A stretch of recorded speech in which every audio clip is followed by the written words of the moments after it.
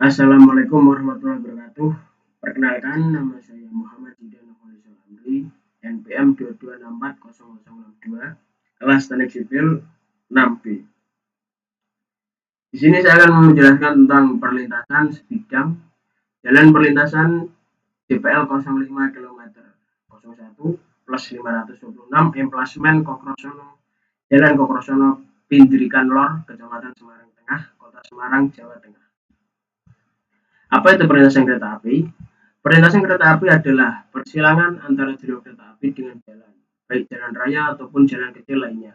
Perlintasan terdiri dari perlintasan sebidang dan perlintasan tidak sebidang. Perlintasan sebidang adalah pertemuan arus kendaraan bermotor pada satu sisi, sedangkan pada sisi lain terdapat arus kereta api.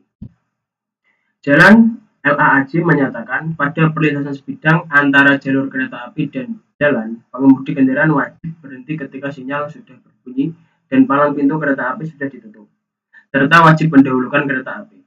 Perlintasan sebidang memiliki risiko yang cukup tinggi kecelakaan baik bagi pengguna jalan maupun kereta api.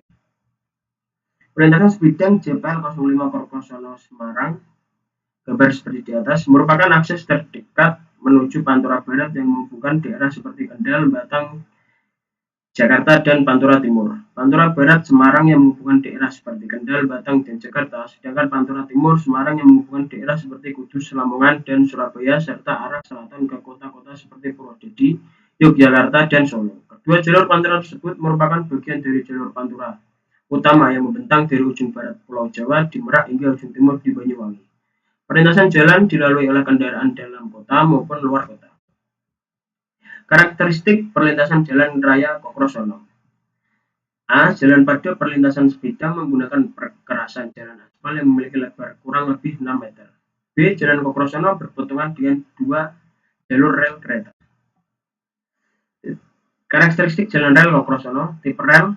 Jalan rel Kokrosono menggunakan tipe rel R54 dengan tinggi rel 159 mm, lebar kaki 140 mm, lebar kepala 70 mm, tebal badan 16 mm, tinggi kepala 49,40 mm, tinggi kaki 30,20 mm, jarak tepi bawah kaki rel 74,97 mm, dari jari ke lengkungan badan rel 508 mm.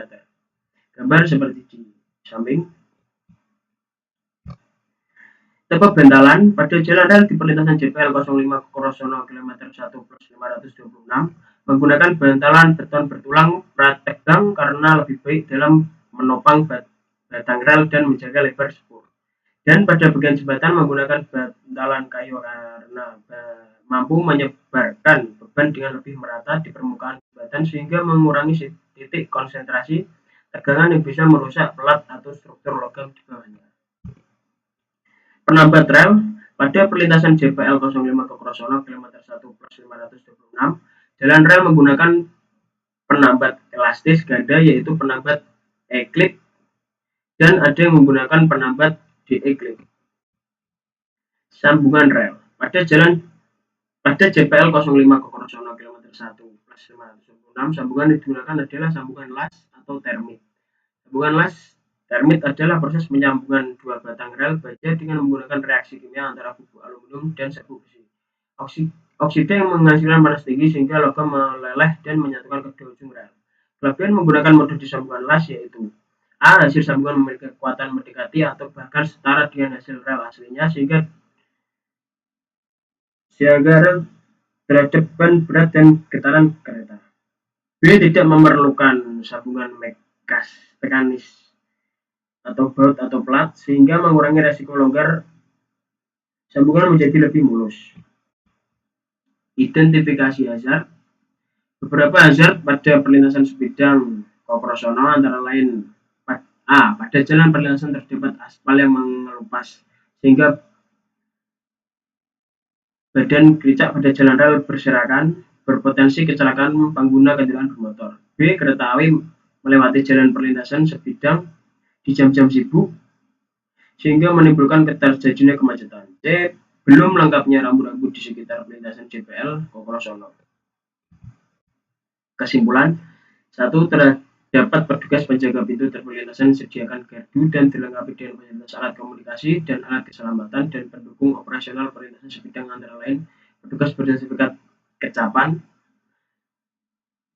dapat semboyan, daftar semboyan, daftar dinasan petugas, daftar perjalanan kereta api, palang pintu sesuai standar, termasuk isyarat pasang lampu merah berkedip dan isyarat suara.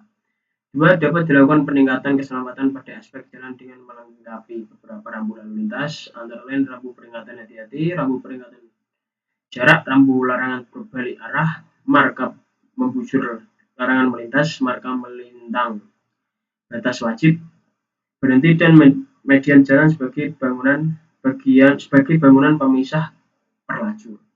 3. Diperlukan kesadaran pengguna jalan untuk mematuhi syarat dan rambu-rambu di perlintasan sebidang dengan mendahulukan kereta api melintas. Terima kasih, itu saja yang bisa saya sampaikan. Kalau memang ada kekurangan, mohon dimaafkan. Wabillahi taufiq wal hidayah. Wassalamualaikum warahmatullahi wabarakatuh.